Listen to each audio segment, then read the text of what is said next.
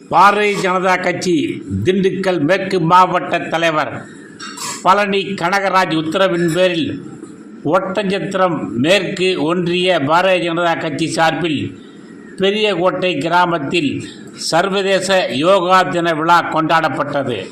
விழாவில் பாரதிய ஜனதா கட்சி ஒட்டஞ்சத்திரம் மேற்கு ஒன்றிய தலைவர் தளபதி ரகுபதி தலைமையில் ஏராளமானோர் பங்கேற்று யோகா பயிற்சி செய்தனர்.